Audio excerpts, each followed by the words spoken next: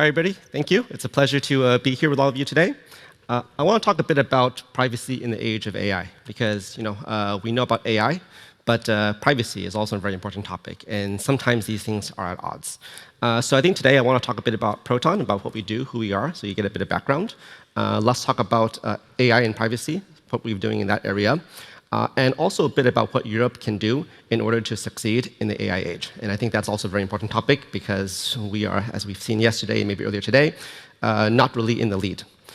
So a bit more about Proton. I'm a scientist, actually I'm a physicist who came from Taiwan to work at CERN. So that was what brought me here. I was academic for the first part of my career. And Proton was really born at CERN in 2014. And our vision is very simple. We want to build an internet that actually puts people first, that serves the interests of people. And this is something that we started back in 2014. Back in 2014, it was a very different era. Back in those days, our experiment of building core internet services in a privacy-first way, this was sort of a crazy idea, right? Proton today is sort of known for not having venture capital funding. It's not really by choice. Back in those days, nobody wanted to fund this because this was kind of an insane idea. And the idea was that you want to compete against Google, the world's biggest tech company, by offering services that they give away for free and get people to pay. People didn't really believe that was a possible business model. But we kept working, we kept pushing, we kept building out service by service, and today our ecosystem actually contains quite a few different services. And our goal, 10 years ago, but even today, is really to become the trusted European alternative to Google and to really help Europe have its own tech stack. I think this is very important. What makes this different as well is that all of our services are open source, and we actually utilize encryption to ensure privacy and security, not by marketing or by design, but actually by mathematics. And so this is a bit background of what we do. And this model, over the past 10 years, did become relatively successful. It started very slow, but as awareness of privacy issues increased in the past 10 years, we also got more and more users. So today, just kind of in terms of numbers, Proton has 100 million users, but also what is very interesting is the over 100,000 businesses that also use our services for better security, better privacy. We employ 500 people, almost all of them here in Europe. And today, the company is still headquartered in Geneva, so actually not very far from here.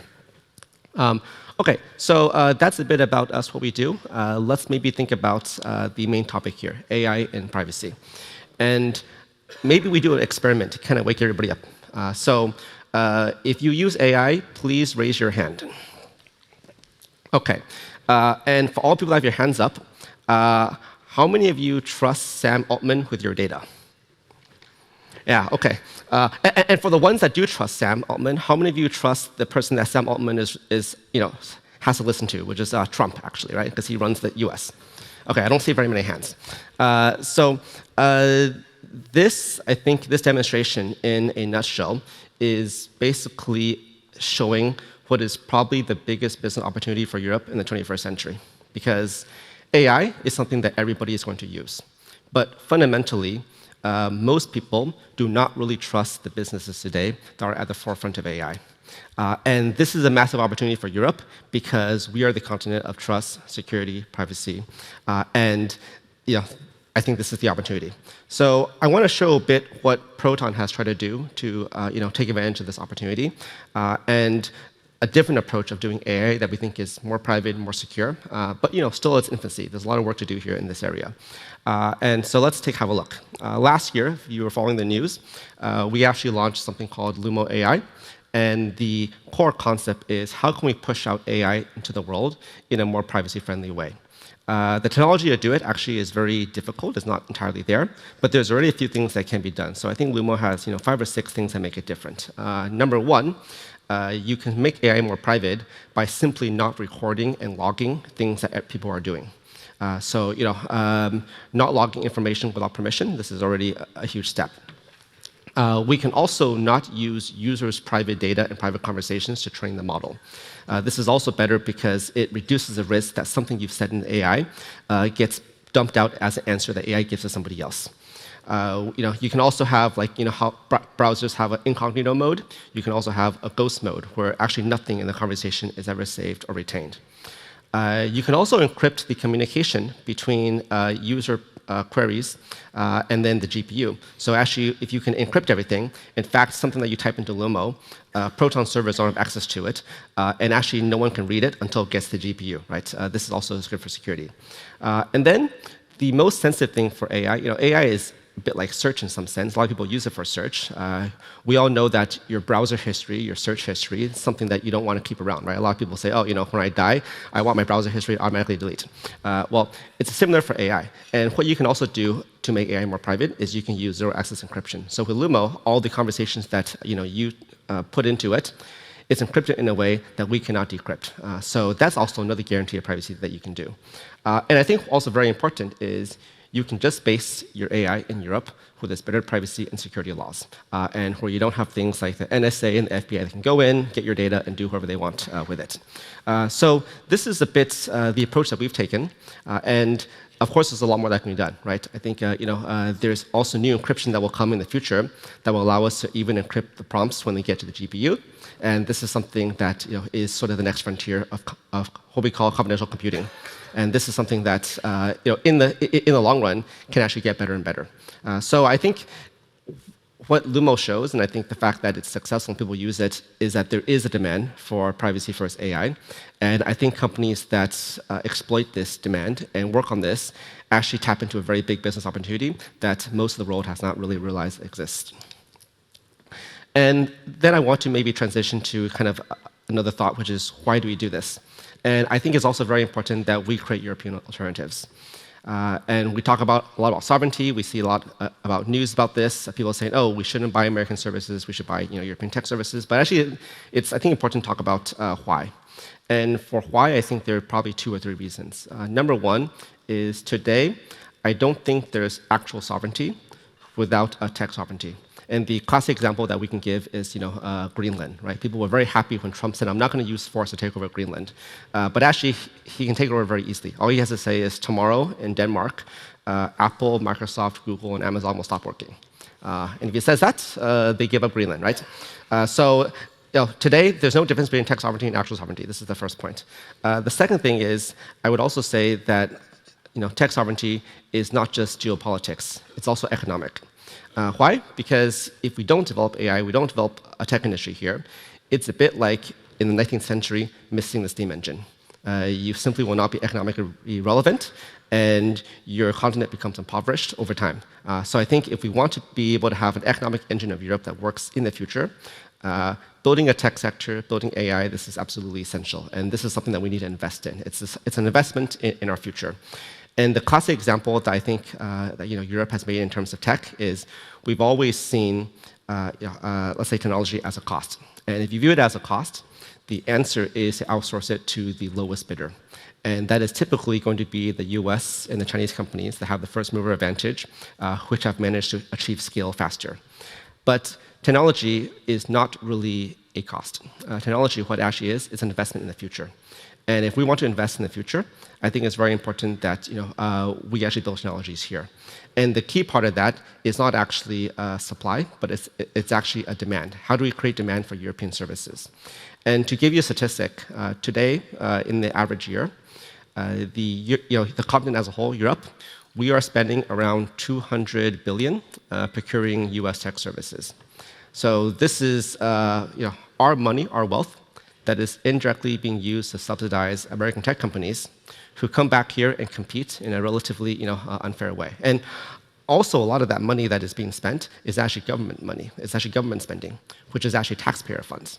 So I think the reason there is a very big movement for Buy Europe these days is because the logic is we probably should not be using our wealth, at least $200 billion per year, to subsidize foreign economies who do not come here and pay taxes and even do not create that many jobs. Because I remind everybody, data centers don't create many jobs, right? So what does this require? What I think needs to happen in Switzerland is we need to have competent policymaking and competent politicians. And many of you may have heard the rumor that Proton may be leaving Switzerland because of regulatory issues, right? And I want to give one example of just what poor decision-making looks like from a policy standpoint and why it's very important that we do the right thing. There's a proposal right now to introduce NSA-style mass surveillance in Switzerland. And this, of course, is really bad because it undermines our claims for security and privacy and sort of Switzerland's reputation. But business is ultimately competition. And what is very important is look at the competitive implications. So the proposal, of course, they want to have mandatory data retention. So even if you're not guilty of a crime, they want to retain your data, right? They want to track IP addresses. They want to enforce a government backdoor where the government can get access to any Swiss tech company's data. That, of course, is a huge security problem because it means that the security of companies like Proton and other Swiss tech companies is at the same level as the government. If they can hack the government, they can get into our systems. And government is pretty easy to hack. And of course, there's human rights issues because this information, a lot of it, including IPs, will be shared without a court order. This is the current Swiss situation. So, can't do any of this, right? The proposal for companies for more than 1 million users is actually to enforce all these obligations. And if you think, oh, well, 1 million users is not a big issue, in fact, the proposal will also hit companies with 5,000 users. To give you context, Proton got 10,000 users on the first day after we launched in 2014. So we would have been in scope in day one, right? And even then, you have obligations. Now, what does Europe do, right? This is kind of our neighbors next door. Let's go to Germany, just across the border. Germany, in fact, has nothing. And then you think, well, how about the U.S.? There's the NSA there. There's a kind of a lot of surveillance and spying there. Actually, the U.S. also has nothing. So my headline is wrong. It's not NSA style, right? It's worse than NSA style mass surveillance. And I think the most interesting element to look at is what is the obligation that is going to be imposed on U.S. tech companies operating in Switzerland, which are much bigger than all of our local companies.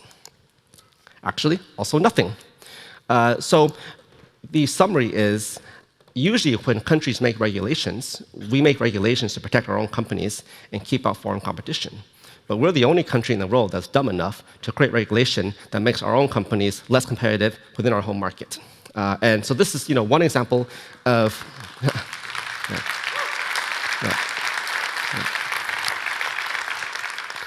So this is just one of many examples of regulations that come out of the political sphere, which don't really make sense, that ultimately come from a lack of understanding of technology.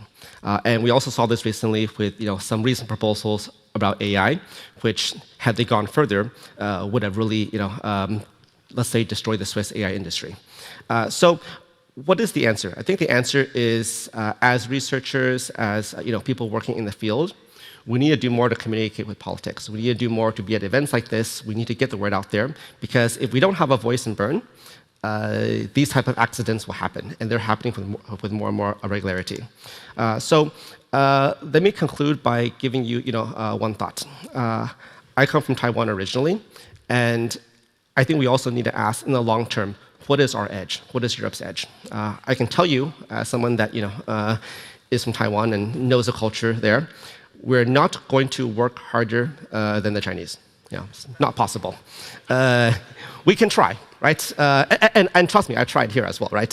Within Proton to kind of get us to work like the Chinese and Taiwanese do. It's not going to happen. We also are not going to have more money or a bigger market than the Americans. It's not here. We are too fragmented and we're too small. So in fact, the only advantage that Europe has in competing in tech in the 21st century is trust. Trust is the one asset that we have, and trust is also the same as privacy. So if we want to succeed in the 21st century, let's double down on our advantage that makes us competitive, and let's defend this advantage. So thank you very much.